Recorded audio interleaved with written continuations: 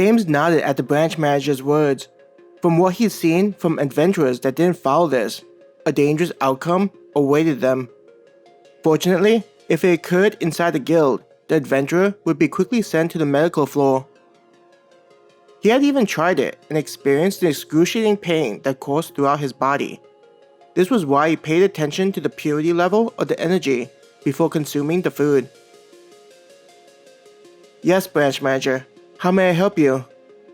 The serpent beast woman returned just as silently as she had left. Seeing how quiet the woman moved, James could only imagine how effective she'd be as an assassin.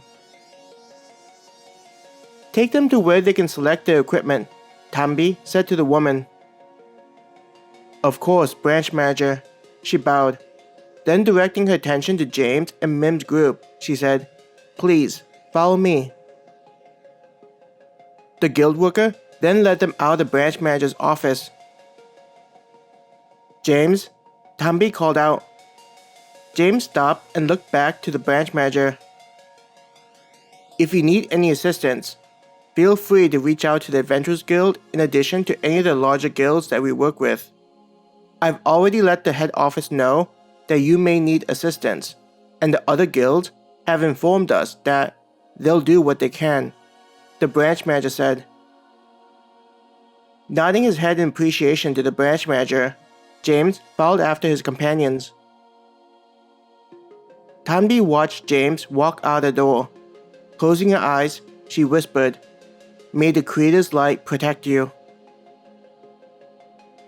James felt better knowing that they would continue to have support while they were on their journey.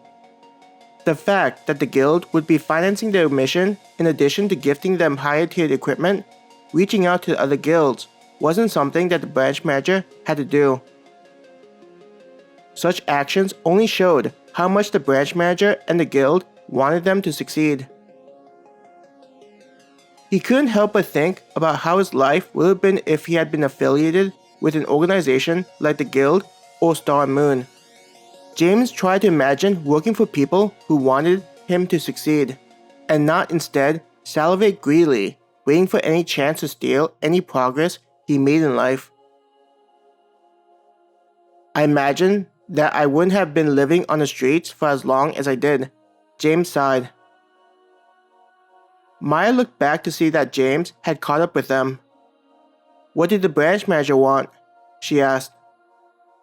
Grinning, James said, "We basically have the support of all the major guilds, primarily the Adventurers Guild, but the other guilds said that they would try their best to help us if we need help."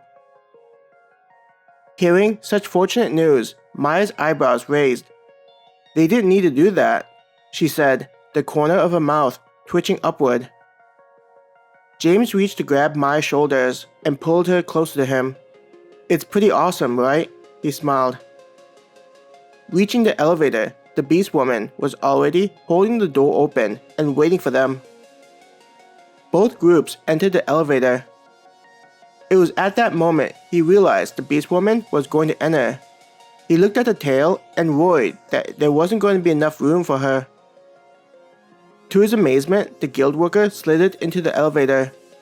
Despite her long tail, there was plenty of room, but even then, she still coiled her tail as to be considerate of them.